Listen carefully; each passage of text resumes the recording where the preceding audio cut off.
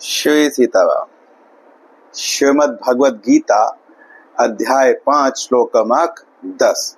भगवान इस श्लोक में कहते हैं, ब्रह्मण्याधाय कर्माणि संगन्त्य कृत्वा करोति यः लिप्यते न स पापेन पद्मपत्रमिवाम्भसा। भगवान इस श्लोक में बतला रहे हैं कर्म करने की विधि। जो कर्म योगी होता है उस कर्म योगी का व्यवहार काल में आचरण किस प्रकार का होना चाहिए।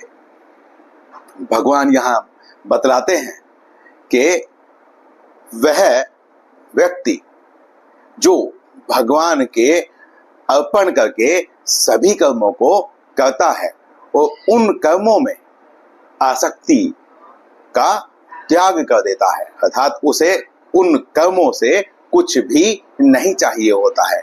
यहाँ तक कि यदि कहें तो कर्म योगी को मोक्ष की भी आशा नहीं रहती है, क्योंकि वह सेवा भाव सीख जाता है।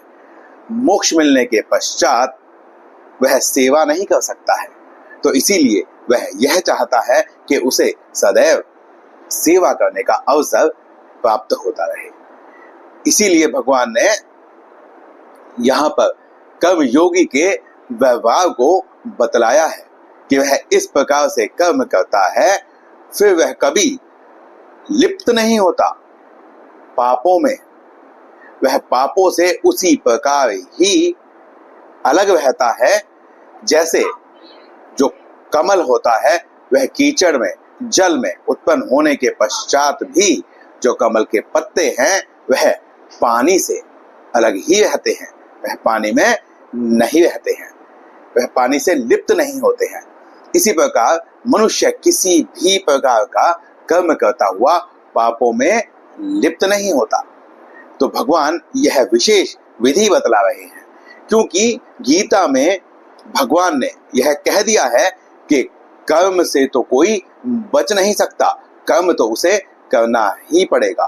पिछले श्लोक में भी भगवान ने सांख्य योगी के लिए यही बताया था कि देखता, सुनता, बोलता, सूंघता, चलता, आंख बंद करता, आंख खोलता, सांस लेता, बोलता, जितनी भी क्रियाएं आप कर सकते हैं उन सभी क्रियाओं में करता हुआ भी जो कुछ नहीं करता, अर्थात जो अपने को करता नहीं मानता, वह लिप्त नहीं होता। सांख्य योगी के लिए भी यही मापदंड है और कर्म योगी के लिए भी यही मापदंड है। अब यहाँ पर हम बात करते हैं कि यदि कर्म भगवान को समर्पित कर ही दिए जा रहे हैं तो फिर पाप से लिप्त होने की बात भगवान ने क्यों कही? क्योंकि जो भगवान को कर्म अर्पित कर रहा है वह पाप कैसे करेगा? उसकी तो बुद्धि अच्छी है, वह उसका व्यक्तित्व अच्छा है, उसका आचरण अच्छा है, तो उससे पाप किस प्रकार से होंगे? तो भगवान यहाँ बतलाते हैं कि जैसे जो अग्नि होती है वह सर्वदा पवित्र करने वाली है, परंतु जब हम अग्नि को प्रज्वलित करते हैं तो उसमें जब हम ईंधन डालते हैं तो उस ईंधन के अंदर भी सूक्ष्म जीव होते हैं जिनकी हत्या हो जाती है, वह भी एक पाप है। गृहस्थ के जीवन में यदि वह अपने घर में झाड़ू लगाता है तो बहुत सारे सूक्ष्म जीव जो हैं वह मर जाते हैं। इसी प्रकार कपड़े धोते वक्त, समय चलते समय, सांस लेते समय बहुत सूक्ष्म जीवों का हम दोहन करते हैं, परंतु यहाँ पर पापों से लिप्त न होने के बारे में भगवान ने यह बतलाया है कि यदि मैं किसी कर्म को करता हुआ उसमें आसक्ति अगर नहीं रखता हूं तो उससे उत्पन्न होने वाले जो फल हैं वह मुझे नहीं बांधते हैं। इसके अतिरिक्त बहुत सारी क्रियाएं ऐसी हैं जो हमने पिछले श्लोक में भी बतलाया कि वह क्रियाएं स्वतः ही हो रही हैं। यदि हम उनसे अपना संबंध न माने तो उन क्रियाओं से हमारा संबंध कोई है ही नहीं। परंतु हम उसमें अपना संबंध मानकर ही फंसते हैं। संपूर्ण पापों में जिसने जन्म लिया हो, जहां पर पूरा अनाचार हो, उसके पश्चात भी वह उन पापों से अछूता रह सकता है। यह भक्त प्रहलाद ने हमको बतलाया। हमारे धर्म ग्रंथ शास्त्रों में जितनी भी कहानियां हैं, जितनी भी शास्त्रों में लिखा गया है, उनसे हमें शिक्षा ग्रहण करनी चाहिए। अब हम बात करते हैं कि यदि कोई नास्तिक हो, वो कहे कि मैं तो ब्रह्म को नहीं मानता, मैं तो भगवान को नहीं मानता, तो भगवान ने इसका भी उत्तर दिया है। जब पृथ्वी को हिरण्याक्ष के द्वारा हर लिया गया था, तो भगवान ने वराह अवतार लेकर संपूर्ण पृथ्वी की रक्षा करने के लिए हिरण्याक्ष का वध किया था और पृथ्वी को पुनः उनकी धुरी पर स्थापित किया था।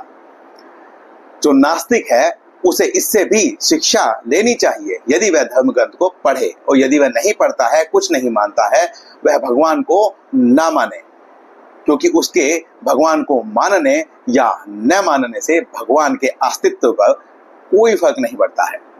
परंतु भगवान ने इस संसार को बनाया है, हमारे आसपास जितने भी जीव हैं, जितना हमारा परिवार है, हम तो सनातन धर्मी तो संपूर्ण विश्व को ही अपना परिवार मानता है।